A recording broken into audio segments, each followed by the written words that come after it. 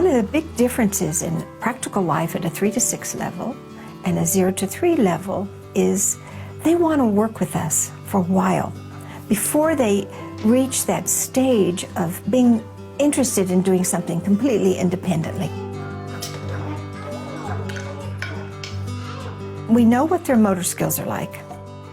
We know what parts they understand, and often their understanding is much deeper than their motor skills. But there's also another aspect. They like to work with us.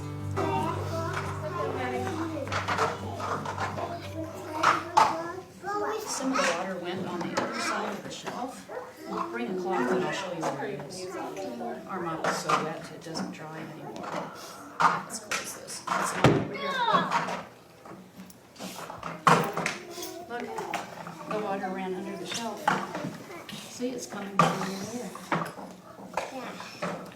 So we need to dry this with our drying cloths.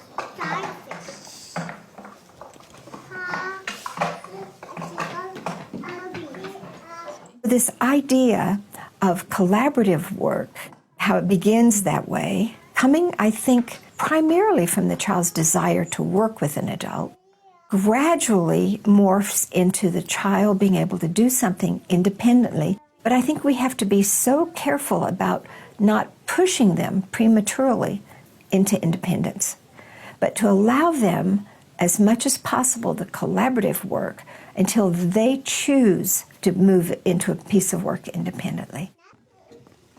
I think part of the desire of a child to do collaborative work stems perhaps from the whole concept about attachment. Attachment for every child needs to occur very early in life. From this primary attachment, a child then moves within their family circle, attaching to more and more people, and then gradually outside that family circle. So from that primary attachment comes the security to be able to attach to others. You want to say hi to Miss Gabby?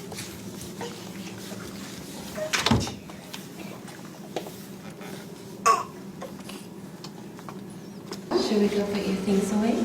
Yeah. Yeah. This way. Let me put the door.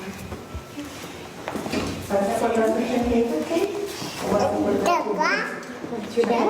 Okay. That's your tote bag. Do you want to? Those are your slippers. Your slippers. When a child comes into a nido or an infant community, there's a transition, there's a secondary or tertiary attachment to one of the adults in the environment. And part of that desire to do collaborative work, I think, stems from creating that attachment, that other attachment, and then the child moves into independent functioning. Would you like to do some orange juicing? Okay. Let's come over. This has to be done in a sensitive way so that the child's needs can be met, because we don't want to give too much help and we don't want to give too little help.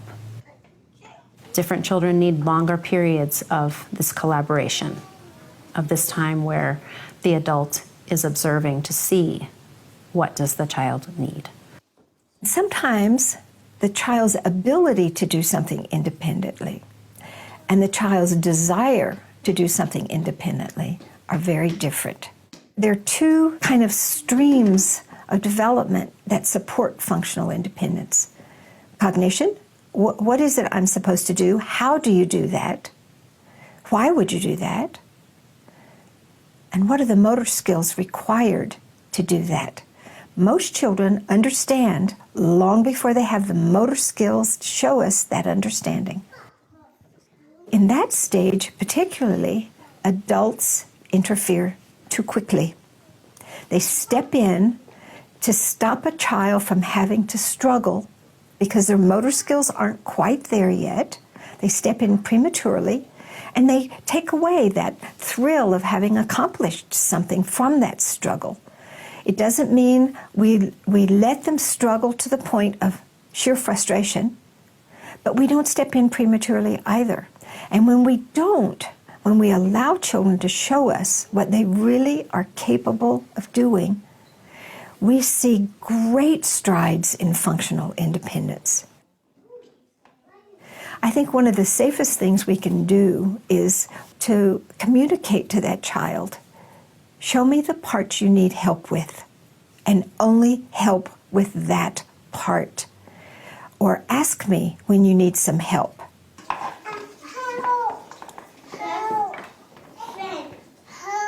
If we can create a communication with the child so that we know when the frustration is about to erupt, we can step in just beforehand.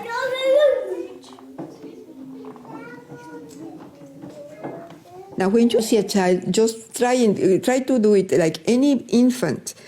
You start talking to them, immediately they answer with their eyes. Immediately they try to babble back to you. So it's like someone is talking to me, like someone is recognizing me.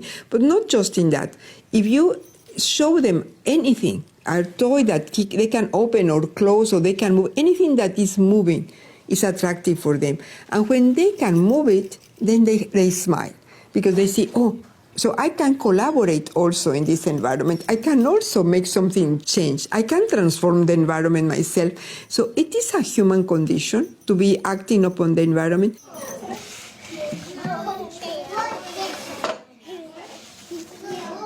The most important aspect of a community of young children is that human relationship. The human environment is so much more important for young children than even the physical environment, because that is where children are learning how humans relate to each other, how they deal with each other, how they treat each other. Is there respect? Is there a sense of acceptance? Not necessarily of all behaviors, but certainly acceptance of every child for who they are. Is there humor? Toddlers are very funny creatures. So can we laugh with them? Never at them, of course, but can we really giggle with them? Can we celebrate? Is there a celebration of life every day in a community? Celebrating life together sometimes involves food. Do we make it a celebration? Do we really set a beautiful table, and do we present it as fine dining with flowers and with perhaps even candles? But to really celebrate life through the use of food, which human populations do everywhere.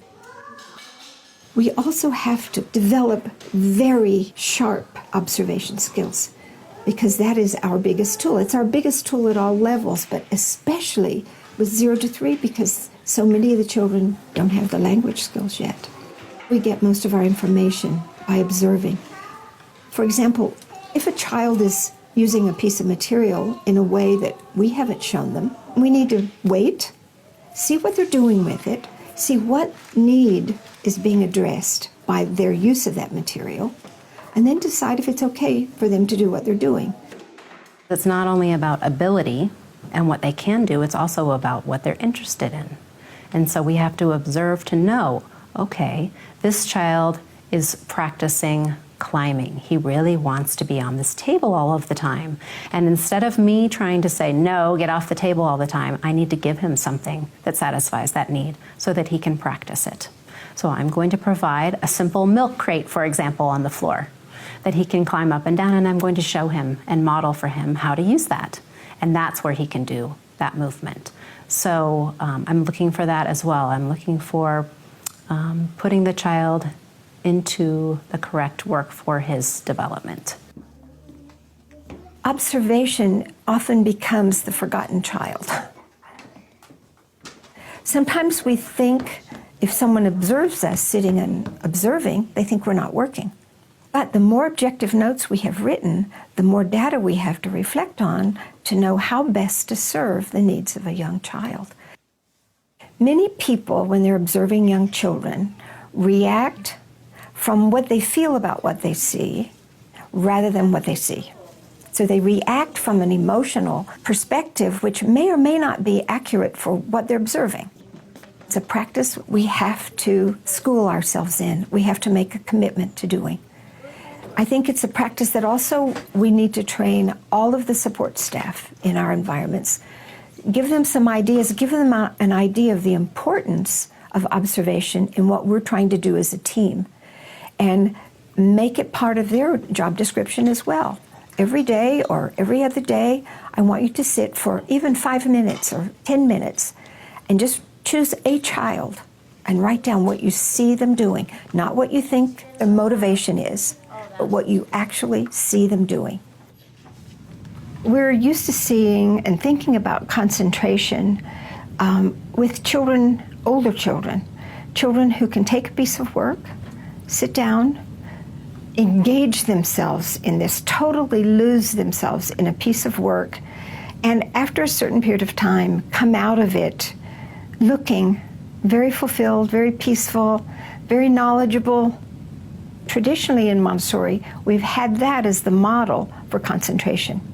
But with children under, let's say under 2.5, they do concentrate, but it looks very different. Children under 2.5 are magnetized by language. So they may be deeply engaged in a piece of work, but if suddenly they hear language somewhere that is of interest to them, they'll stop what they're doing, they'll turn and look toward that language that's going on, watch until they're no longer interested, and then return back to their work. To me, that's a form of toddler concentration.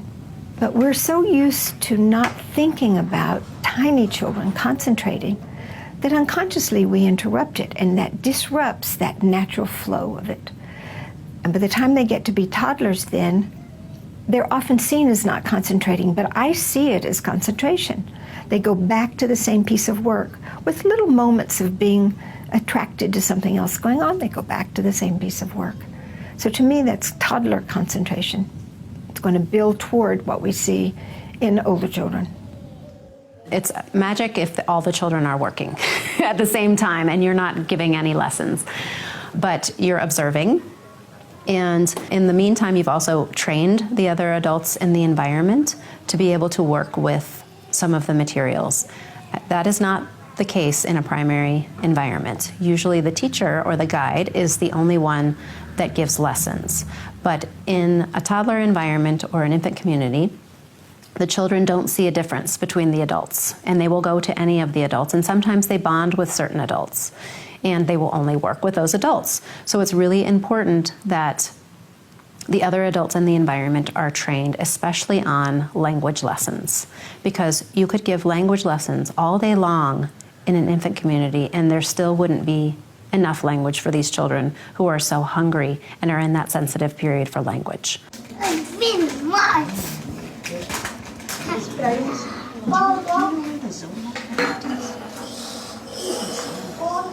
This language explosion, this spoken language development, is simply going to speed up in an infant community because they're surrounded by so much language and good language models from all of the adults in the environment.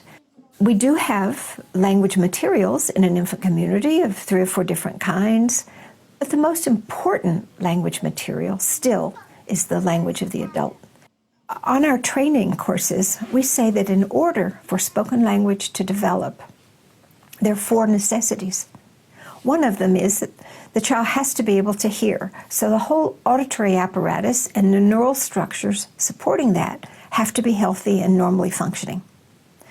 They have to have healthy functioning vocal apparatus, so both neurologically and just the organs of the mouth, the organs of speech. Those 2 things, as a practitioner, we can't do very much about. We can recognize maybe when a child has an ear infection, but we really can't remedy issues there.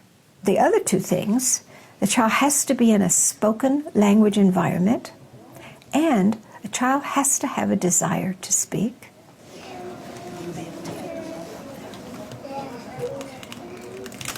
The desire to speak, how do we support that?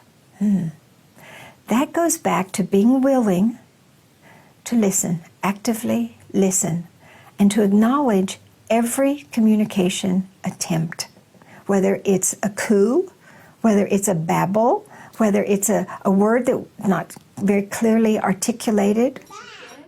Especially in this 3-year period, children need to be surrounded by adults who think their communication attempts are fabulous. And they really get down to their level, look them in the eye, if that's culturally appropriate, and really give the idea, I am interested only in what you have to say in this moment, and I find it fascinating. That encourages a child, at no matter what level they're at in terms of spoken language development, to continue to use whatever skill they have to communicate. It's supposed to be so nice today. Should we go play outside? Yeah. Nice outside. It's nice outside. The adults need to support each other in situations where groups might get too large, or if you're sitting on one side of the classroom and then there's another child at the sink who might need some assistance because the water is starting to overflow onto the floor. So you need to really collaborate with each other and support each other, and you might be that person if your assistant is busy with children that are taking shoes off from coming in the morning, something like that. So come up with a system so that you can support each other.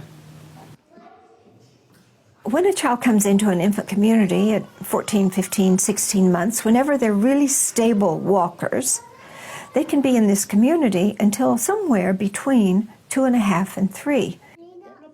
If they're in there for a year, they've basically mastered most of the materials in there. And their behavior begins to change significantly. Their behavior can become a little difficult, almost overnight it seems, because the materials they're working with might still challenge some of their motor skills, but intellectually they're not as challenged. And so this becomes a transition period between 2.5 and 3. So this also requires a lot of communication in a school staff. If you leave these children too long in an environment that does not suit their needs, then when they do transition, we often label them deviated behaviors. Now, we know in Montessori that term, deviations, simply means behavior that is no longer following the normal behavior for this child. So this transition period is very critical. Now, in an infant community, these children are laying the foundations for all the work that's going to come in the 3 to 6 environment. We remember they're still deeply exploring the world they live in, and they're using their senses to make this exploration. All of this information they're taking in is setting the stage for the sensorial materials at the 3 to 6 environment. The names of the practical life materials may sound the same in an infant community and a casa, but the actual work is so different. So, for example, we do a very simplified wood polishing exercise for a toddler. And then we would explore, how can we make this simple exercise more challenging for 3 to 6-year-olds? What steps can we add? What challenges, intellectual and motor-wise, can we add? So this moving back and forth with materials that sound the same but are in fact very different is a great way of transitioning children into a 3 to 6 environment. However, if that transitioning child is only given opportunities for practical life, when their little intellects are on fire, we turn them off. And especially if the practical life is extremely simple. If we think they've been washing tables and arranging flowers and doing laundry and washing dishes and baking bread, and then they move into a casa and they're given bean spooning and corn pouring, they will do some very interesting things with those exercises.